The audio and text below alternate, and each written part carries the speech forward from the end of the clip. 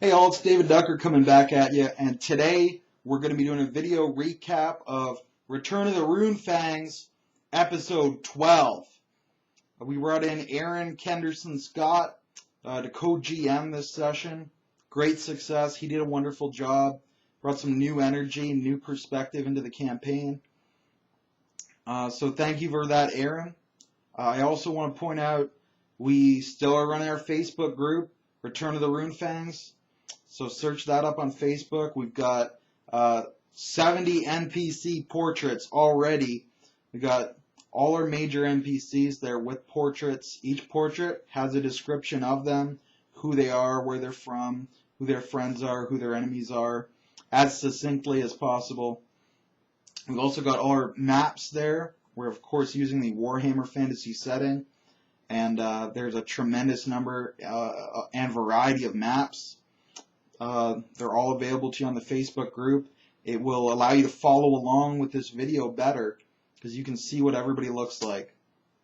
And you can see where exactly we're going on the map. Also, we've got notes, links to the recaps, such as this one right here. And we've got links to some Warhammer resources as well for setting lore.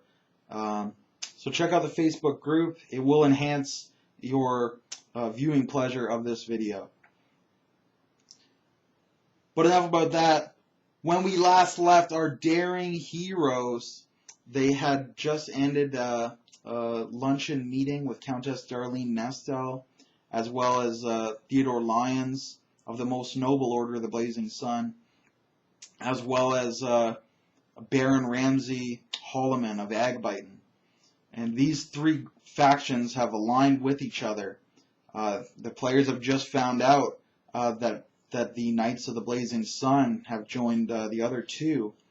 They thought Theodore Lyons was dead because they were in a ship battle. Both ships went beneath the waves. They sank to the bottom of the river Aver. And there were very few survivors, as most people can't swim in the Empire. Buck Salder could swim because he's not from the Empire. Everyone else had to, anybody without fate points, they didn't make it. So that's a lot of extras that drowned right there. But they've just found out that in fact Theodore Lyons has survived. He's pulled from the water, perhaps days later by Countess Nestel. So she's pulled him from the water and forged an alliance with him and his order, possibly at sword point. But now that they're on dry land, he seems to be backing her. So they were trying to convince the party to join forces with the Countess. The party, of course, commanding House Berengar and House Charrington. Unfortunately, House Berengar has already committed to helping House Charrington with their crusade against the vampire counts of Sylvania. So there's definitely some conflict about House Berengar. Who are they going to side with? Which of their allies will they betray? Which of their allies will they stay true to? So very exciting time in the campaign. But that's where we left them. This session, they finally set forth on the road south, the Old Dwarf Road, this beautiful glistening ribbon of marvel, of marvelous marble. Marvelous marble. Okay. Sorry, I'm goofy. But they finally set forth on the Old Dwarf Road, heading south to Grenstadt. Check out the map. You can see exactly where they are. And as they're proceeding down the road, they're actually caught up to by Ramsay Holloman and his entourage. Ramsay's returning home to Agbiton, which is along the same route that the player characters are taking, at least as far as Heideck. So Ramsay very politely asks if they could join forces just for as far as Heideck. Before they split again, it'll be safer along the road for both of them. And Ulrich and Blaine agree to this, no problem. Ramsay's a very nice young man. He's only about 14. He's just come into his barony. as his parents were killed years and years ago by orcs. So he's been raised by his steward, and to a lesser extent by his older sister, Wilhelmina. She, of course, cannot be the Baroness, as she is not a man. The setting is rife with sexism, provides a lot of fun, dramatic moments. And I've, of course, tried to make as many powerful female NPCs as possible to kind of offset that. So we've got Countess Darlene, we've got Lorenzia Edelstein, we've got various different sorceresses and priestesses in non-conventional, powerful roles in this society. Very good success so far. But anyway, they're heading south. They had some great role-playing scenes. Ulrich was talking to Ramsay, and we also had Sir Blaine was talking to Marvin Czar, the steward who raised Ramsay. And of course, Buck Alder was there, just rambling as usual. And Aber and Donior were there. Donior, of course, Aber and Donior, of course, are the squires of Gregor Ullman, the Pegasus Knight, who was, of course, traveling with them as their guardian. And it was of course, Donior who got the contact for where the Bridge Rats were hiding in Averheim. And they crashed in, they battled the guild, and they killed them all and burned the guild house to the ground. Only problem was, after the fact, they found out that was actually the guild hall of a different thieves guild, the Hands of Fate Thieves Guild. And the Bridge Rats had not actually been in the city at all. They arrived by boat, but they left immediately on horseback, heading for the Black Mountains, still in possession of the Berengar family heirloom, the Pious Maker, magical battle axe, gifted to them by Magnus the Pious during the siege of Nuln, when Nuln was besieged by Grom the Paunch. Yes. I love the history in the setting. I love the history in the game world. Some of it's homebrew, some of it is fluff, but it really adds another layer, because each house has its own history. And older characters, they actually participated in some of it. The War of the Wasteland was 30 years ago in the setting, so anyone who's 40 or over is going to either remember it or have fought in it, and it adds so much. But anyways, they're role playing, they're talking, they're rolling along. Aron is of course co-GMing, so he's running some of these NPCs for me. I'm running others, so we've got multiple different exchanges going on in character. And then the party comes up to kind of a bend in the road. There's a burial mound, kind of topped by Stonehenge-like standing stones. But on the other side of the mound, they see this black, oily smoke rising up into the sky. So they ride around to see what's going on. And Gregor actually took off to scout it from the air. These two enormous bat-like shapes leapt up from the other side of the hill, and they chased him away into the sky. As the party looked on helplessly, as it's out of bow shot for them and it's off the ground, they can't really do anything. But they did ride around to see what the source of the smoke was, and they found a caravan that was being destroyed and pillaged by orcs. So Aron ran us through a very fun combat with some orcs. Took up the majority of the session. We got to use our mounted combat rules, and we got to use some great stuff with Aber as he was fighting among the wreckage of the caravan, the overturned wagons, the dead horses, and spilled out barrels. And again, Aber's showing off his agility, leapfrogging over this debris and doing flying drop kicks and the flying head scissor, and throwing daggers and dodging orcs and coming off the top of the busted wagon with the flying sledge. Boom!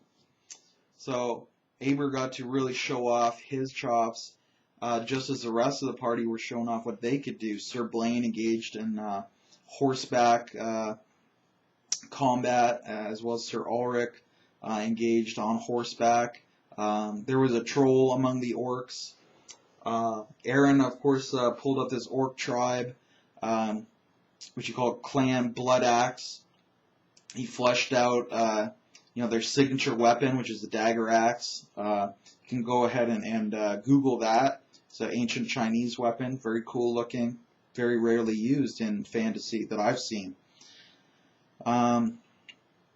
He, of course, fleshed out Clan Bloodaxe, that they're the orcs who do wear armor. They're the orcs who fight with efficiency and shield walls and pike formations. They're almost more like goblins or hobgoblins. They've learned tactics from the dwarfs, and they're using them against the dwarfs. So he really fleshed them out great. He got like body paint and armor paint and war paint going on them. So really fun combat, really fun enemy. And during the course of the fighting, the troll actually had a barbed spear, and he stuck Donior with it. So we got to use some of the poison rules from the Song of Ice and Fire. And anyone who's read Game of Thrones knows there's a lot of different kinds of poisons in the books, and they're all in the rule book plus some extra ones. So we're using basilisk venom as manticore venom, because we don't have basilisks, but we do have manticores. So we're using that, and he was badly poisoned. So we get to use some of those rules. He's going to be paralyzed for 3 days in character. So look forward to him role playing a lot of paralysis. He actually had to burn a fate point to not die from the poison immediately, as manticores are the most poisonous creature in this setting. According to me, I don't know if Games Workshop would approve of that, but this is my version of the setting, as any GM has to take on their specific version. And of course, Aron's version as well, since he's now contributed. He's added these orcs in, and he's added a few NPCs of his own. And I've had previous, of course, players add to the setting, and I don't think we've had a foreign GM come in before, but we have had players co-GM when their characters weren't around. They've all added to the setting. But a very fun combat. And of course, then at the end, Josh is paralyzed, or rather, Donior, Josh's character, is paralyzed.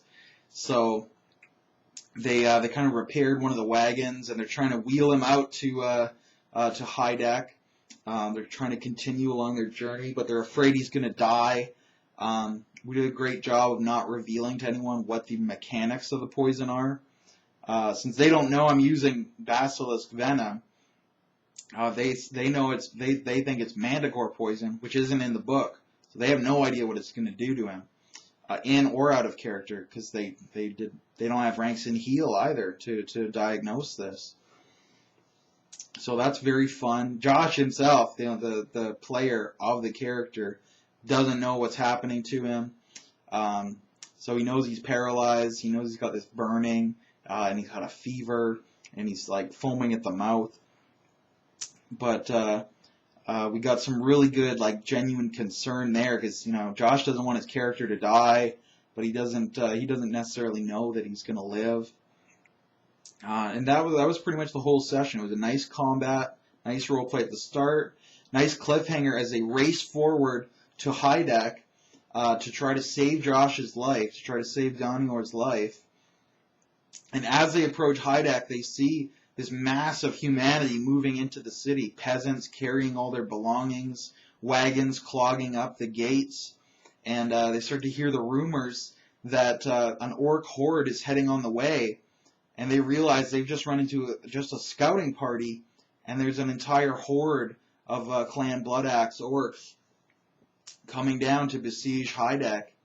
So they've got to get inside now and weather the storm for Return of the Runefangs 13. So I'm going to record that video right now. I don't know when I'm going to post it, but I'm going to record it right now. So look for me in the same shirt on the same couch for me, but a moment's time. And again, check out the Facebook group. It's got all the pictures, and it's got access to the players if you want to track Josh down and ask him what his character is actually doing, or if you want to get some tips from him on how to act paralyzed, because he did a great job being paralyzed. But I'm going to stop rambling for now and switch over to Return of the Runefangs 13, Lucky 13 coming